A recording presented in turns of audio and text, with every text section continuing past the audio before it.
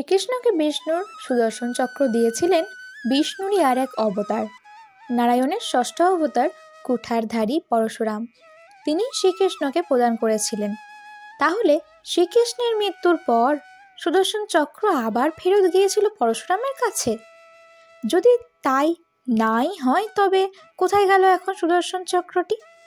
এ নিয়ে একটি কাহিনী বর্ণিত আছে হিন্দু পুরাণে। সেই কাহিনীটি কি, সেটি আজ আমরা জানব। তবে তার আগে যদি ভিডিওটি ভালো লেগে থাকে তাহলে লাইক, শেয়ার এবং সাবস্ক্রাইব করে পাশে থাকবেন। এর সূত্রপাত হয়েছিল রামায়ণ থেকে। বিষ্ণুর সপ্তম অবতার রামচন্দ্র সীতাকে পত্নী রূপে লাভ করতে শিবের ধনুক ভঙ্গ করেছিলেন, যার দরুন ক্রুদ্ধ হয়ে শিবভক্ত পরশুরাম তাকে শাস্তি দিতে আসেন। কিন্তু রামের আসল পরিচয় জানার পর তার ভুলও ভেঙে যায়। কথিত আছে বিষ্ণুর অবতার রাম এ সময় নিজের সুদর্শন চক্রটি পরশুরামের কাছে গচ্ছিত রাখেন। বলেন, পরে দাপর যুগে যখন তিনি কৃষ্ণরূপে জন্ম নেবেন তখন যেন পরশুরাম এই চক্রটি তাকে ফেরত দিয়ে দেন। শ্রীরামের চক্র কোনো কাজে আসার ছিল না, তার অস্ত্র ছিল ধনুর্বাণ। অন্যদিকে শ্রীকৃষ্ণের প্রধান অস্ত্র সুদর্শন চক্র। সে কারণে রাম পরশুরামকে চক্রটি ত্রেতা যুগে গচ্ছিত রেখে দাপরে কৃষ্ণকে ফিরিয়ে দিতে বলেন, আর পরশুরামও তাই করেন। পুরাণ মতে সুদর্শন চক্রটি বিশ্বকর্মার দ্বারা তৈরি করেছিলেন। এর উৎস হল বিশ্বকর্মা, তার কন্যা সঞ্জনা, সূর্য দেবতা এবং সূর্যের সাথে সঞ্জনার বিবাহ।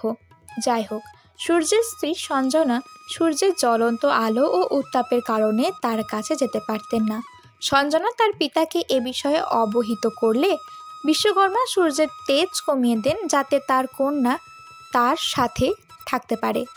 সূর্যের মহিমাগত আলো ও উত্তাপ থেকে বিশ্বকর্মা তিনটি ঐশ্বরিক বস্তু তৈরি করেছিলেন: বায়বীয় বাহন, পুষ্পক বিমান, শিবের ত্রিশূল এবং বিষ্ণুর সুদর্শন চক্র।